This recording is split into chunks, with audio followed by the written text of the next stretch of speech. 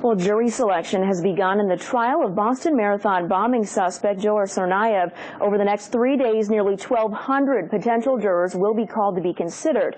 Now, 12 jurors and 6 alternates are to be selected in this case. Judge George O'Toole has said the trial is set to begin on January 26th and could last between 3 to 4 months.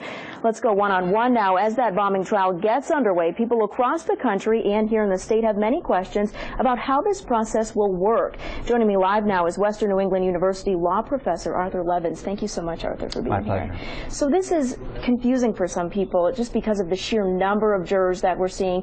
The start is now after we've seen all of the media coverage for the past year or so. Can you explain really what's happening, what's underway right now in Boston? Well, this may be the most critical part of the trial. They are in the process of selecting a jury panel of 12 with 6 alternates.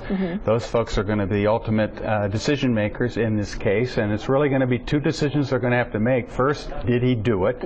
That seems relatively straightforward now, but the second part's going to be harder, and that is, should he be subject to the death penalty?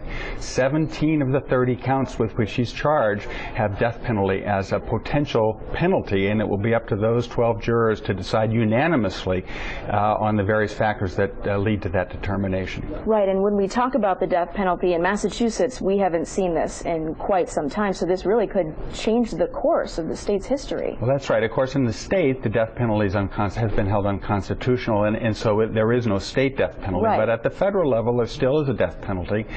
There have only been 2 trials, to my knowledge, in the last 15 or so years in which there have been capital trials. One in Springfield, as you undoubtedly remember, and there the nurse Gilbert was found guilty, but the jury declined to apply the death penalty. Right, and when we're hearing about jury selection, the process of coming down to the Hall of Justice in Springfield is something people are probably familiar with, but when we're talking about a massive trial where you're trying to find these jurors that are not prejudiced against this case, explain those differences there. Well, the stakes are higher in a capital case. That is, a person could be put to death, and so the process is more careful, more deliberate. You have to search among a broader pool of jurors to find persons, not necessarily that know nothing about the case, but that can say that they can be impartial on the facts of the case, and then on the factors that are going to guide the application of the death penalty. And I think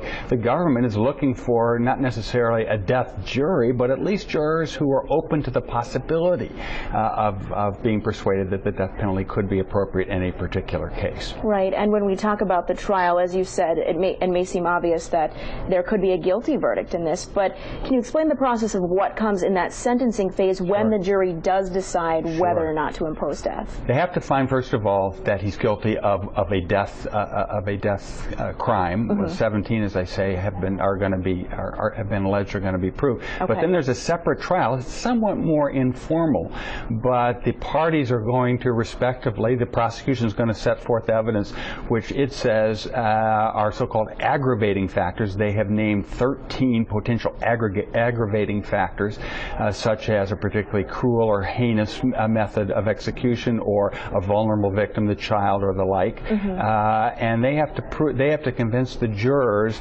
of at least one of those existed in this case beyond a reasonable doubt. The defense has the burden of showing mitigating factors, factors that suggest that although he was guilty, he nevertheless shouldn't be subject to that punishment. Maybe he was led on by his older brother. Maybe he had child problems. Who knows what they might come up with. They have the burden of convincing the jury, or at least one juror, that it's more likely than not that were so. And if there's at least one aggravating factor found by the jury, then the panel will decide whether there is substantial evidence or sufficient evidence to impose the penalty in light of all of the facts that they've been that have been put before them during that death phase. It's actually a second trial. Same jury, second trial. Right.